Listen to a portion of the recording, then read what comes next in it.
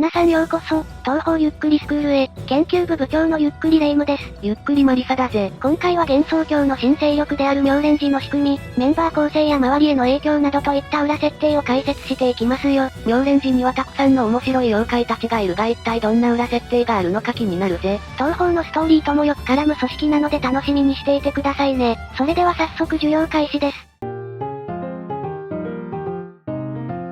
それではまずはじめに妙蓮寺とはどんなお寺なのか解説しますよ。幻想郷には長い間、人のいる寺院は存在しませんでした。それが魔界に封印されていた仏教と、聖白蓮の復活とともに幻想郷の寺事情を引いては宗教事情が大きく動くことになったのです。宗派はずんさん曰くもう終わった仏教なんだよな。そして魔界から帰還した青蓮船は、しばらくの日数浮遊し続けていましたが、人間の里近くに着陸し元の国葬に戻った後、神様や妖怪やたちの手によって改装されて、お寺へと姿を変えました。なるほど、そうやって妙蓮寺が建てられたのか。そういえばなんで船からお寺へと変更したんだ？寺に変えた理由は、白蓮にかつて仏教僧侶としての経歴があり仏法に自信があるから、そして幻想郷で仲間の妖怪たちと暮らす方法を考えていた白蓮が、スカスカの白霊神社を見たからですよ。白霊神社完全に見下されてるじゃん。名前は白蓮が、実の弟にして今はもう亡き妙蓮の命にあやかって妙蓮寺と名付けていますよ。また、妙蓮寺を建立する際の手伝いを募集するために配られた、おそらく白蓮の手書きと思われるチラシを一部のエンディングで見ることができちゃいます。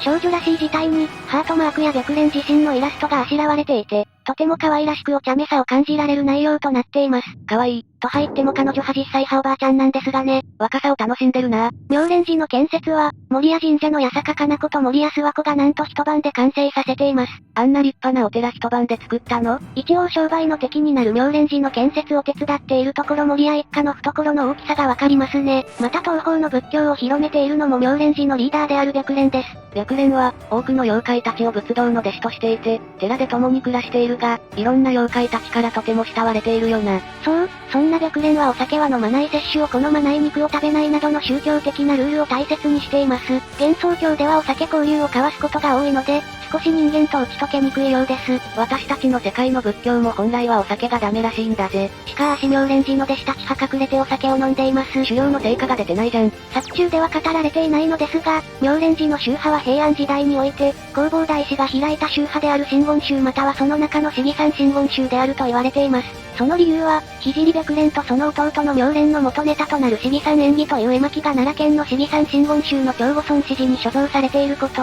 その寺の本尊が虎丸将の上司の毘沙門天であることです。毘沙門天って結構どこでもいるけど奈良県が本尊だったのか。白蓮の仕事はお葬式やお墓の管理をしたり、弟子に限らず仏法を説いたり早寝早起きをすることだそうです。中でも月1で行われる木曜リズムに抑揚のない歌を乗せた夜通し度胸ライブは注目を浴びているようですよ。和のライブなんて面白そうだな。ただ人気というより人間には睡眠導入に、妖怪には覚醒作用があるようだからです。まさかの理由で集まっていたのかよ。ところで幻想郷のおける新勢力としての妙蓮寺は一体どんなものなんだ？まず妙蓮寺は、仏教寺院であり宗教勢力という側面もあります。人妖平等を掲げていて、人間の味方でもあるのですが、ある意味で弱者の妖怪の味方でもあります。妖怪も仏教に強化できれば、人を襲わなくても存在し得るようになれる、というのが妙蓮寺の教義であるんですよ。おお、平和的な考え方をした目標を掲げているんだな。なので、妙蓮寺では妖怪と人間の両方に布教を行っていますよ。妖怪を対象とした方への様子がぶんぶん丸新聞にて掲載されたことがあるのです。人間に対しては縁日や除夜の鐘、御開帳などのイベントで参拝客を集めたり、墓地経営を行い好評を得たり、里で終末論が広まった際には新たに地蔵を設置して信仰を得たり、寄付をしたりと人里の人間たちにもサポートしているのです。人間たちにとってもありがたいお寺なんだな。そういえば妖怪たちも修行をしていると言ってたけど、妙蓮寺の妖怪ってどんな修行をしているんだ？仏教の基本に六波羅蜜という6種の修行をやっているようです。伏せは、見返りを求めず、お布施や寄付を行うことです。次回は、戒律を守ることを指します。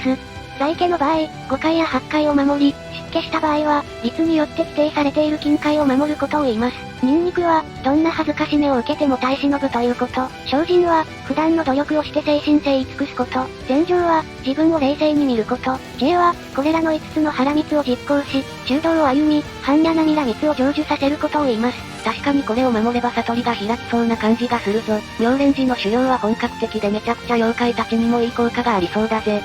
その通りですね。周りの話によると普通に攻撃してきたりビジネスをしたりしているようですよ。いや全然ダメじゃんか。それではここからは妙蓮寺の構成メンバーについて解説していきますよ。妙蓮寺のメンバーは結構多いイメージだけど、どんなキャラがいるのか気になるよ。まずは雲井一輪雲山。妙蓮寺の2層で入道の雲山といつも一緒にいるほど仲がいいです。一輪は聖白蓮を非常に慕っていて、白蓮のことを姉さんと呼んでいますよ。ちなみに元人間であり、愚問九呪によると戦闘能力は高いと書かれています。おお、確かに雲山とのコンビネーションは強力だよな。1000年前、白蓮が魔界へ封印された時に、村佐や雲山と共に一輪持ちそこ世界へ追放されてしまいました。また白蓮は入道を受け入れて、また人間の心も理解してくれたので非常に慕っていますよ。本当に白蓮が心の広い人間だということがよくわかるよ。次は村佐船長こと村佐南津。彼女は清廉船4面ボスで、清廉船の船長でもあります。東方では珍しく下の名前で呼ばれないキャラでもあります。仲間からも村佐船長と呼ばれていますよ。下の名前で呼んだことがあるのは小石くらいです。そういえば、南津とはあんまり呼ばないぜ。ズンさんもそのことは認識しているようです。経緯は前回の授業で話しましたが、村佐も白蓮のことはとても慕っていますよ。そして清廉船5面ボスを務めた虎丸将。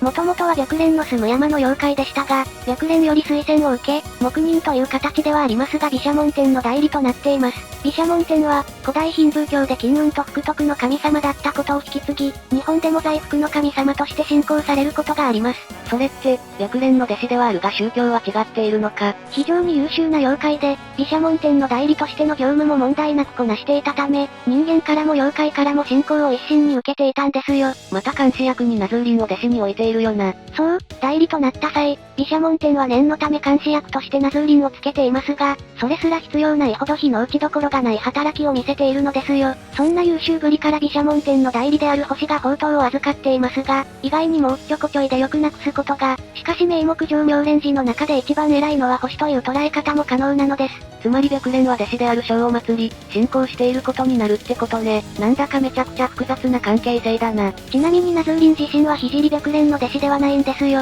前回の授業で習ったけどびっくりだったぜ。ナズーリンはあくまで星の監視役だもんな。そして宝珠ヌへ、知り合いであった村佐たちと同時期に脱出し、彼女らの邪魔をしようと行動します。異変解決後は、村佐たちの邪魔をしたことを後悔していましたが、それでも白蓮に快く受け入れられ、仏門に入り妙蓮寺で寝泊まりしていますよ。おお、白蓮どんなに器が大きいんだよ。胸も大きいですしね。150%言うと思った。しかし、仲間内では馴染めていないようでぼっちになっていますよ。さあ視聴者の皆さん、声をかけてお近づきになるアタックチャンス。いやパネルクイズするなし。そして心霊病で判明したか曽谷京子。山で暮らしていたのですが山彦という妖怪の存在が危うくなり、最近妖怪のためのお寺妙蓮寺に入門。妙蓮寺の掃き掃除は朝のお勤めのようで、また他にも炊飯や迎え撃ちなどをしていますよ。門前の坊主がいつの間にかお経を覚えてしまったように、今では空で度胸できるようになっています。でもミスチーとバンドを組んで夜の幻想郷を騒がしているようじゃん。それを知った白蓮は後で焼き土下座をさせたようですよ。いやそれ違う人だから。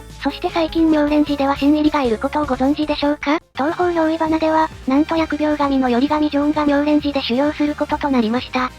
あのギャルっ子の頼神ジョーンが妙蓮寺にいたことあったのかよ。最後は逃げ出してしまったのですが、修行により得るものがあったようで、いい変化が生じたようですね。神様も修行させる白蓮マザー。さらに愚問九呪で判明した衝撃的なキャラが妙蓮寺のメンバーに、それは地霊伝の EX を務めた小明寺小石。聖が小明寺小石の心を閉ざしている面を悟りの境地に至っていると解釈して勧誘していたのです。待って小石も妙蓮寺のメンバーだったのかよ。意外すぎてびっくりしたぜ。そういえば、前回の授業で判明したが心を閉ざしていたのが小明寺悟りで開いていたのが小石だったもんな。白蓮はかなり小石のことが気に入っていてベタ褒めしていますよ。小石も宗教に興味があったので妙蓮寺の修行者となったのです。小石のことだから本当に興味本位なんだろね。ちなみに憑依花では在家信者となった小明寺小石を探しに、時折姉で実のある小明寺悟りが妙蓮寺を訪れていることが分かりました。また蜃気楼では、旗の心の望む目的を叶えるために彼女を定期的に通わせて修行させています。心も妙蓮寺で修行していたことがあったのかよ。妙蓮寺ファミリー多すぎるぜ。他に黒谷山目や火炎病林も入門希望していました。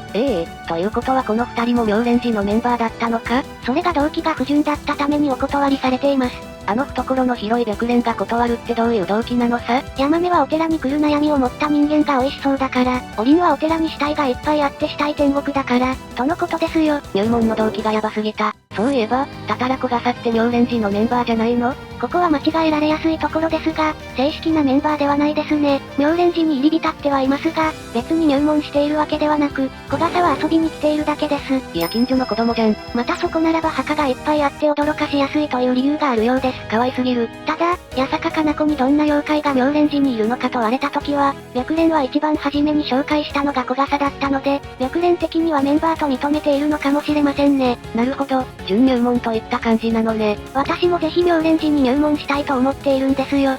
白蓮姉さんの膝枕で協読してもらうために。理由が不動機のため却下です。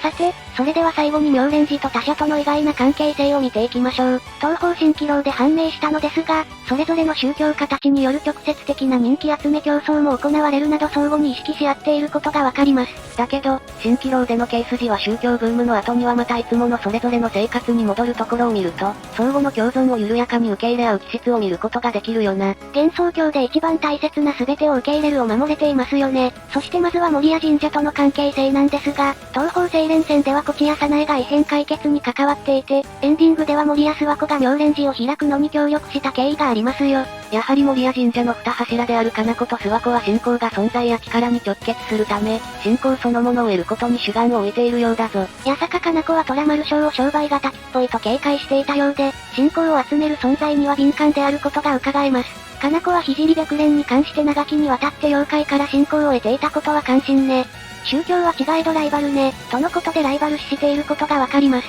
いい感じに刺激し合ってさらにいい宗教になっていきそうだぜ。そして白霊霊夢が務めている神社でおなじみの白霊神社。霊夢は妙蓮寺をやはり商売敵として強く警戒していますね。妙蓮寺が縁日や除夜の鐘などといったイベントを開催して参拝客を集めていると聞くと、対抗心をあらわにすることも多いですよ。なんだかんだ霊夢もあの手この手で信仰を増やしているもんな。また東方外来異変にて妙蓮寺のおかげで妖怪による被害が減ったというのは事実みたいね。少し歯がゆいけど、と評価する発言もしていますよ。おお、あの霊夢も認めているところ妙蓮寺が幻想郷にいい影響を与えていることがわかるな。そして幻想郷各勢力の中でも、妙蓮寺と一番因縁のある勢力である神霊廟。白蓮はナズーリンの能力からあそこにヤバいのがあるということを聞き、危険な何者か豊里耳の巫女が眠っていることを知り、それを抑えるために夢戸の大師廟の真上に妙蓮寺を建て、巫女が復活するのを抑えようとした経緯があります。なるほど、それが刺激となり巫女が復活したんだな。東方神霊廟では、覚醒画が霊夢に白蓮こそが悪の大王であり巫女が妖怪を滅してくれるでしょうと発言。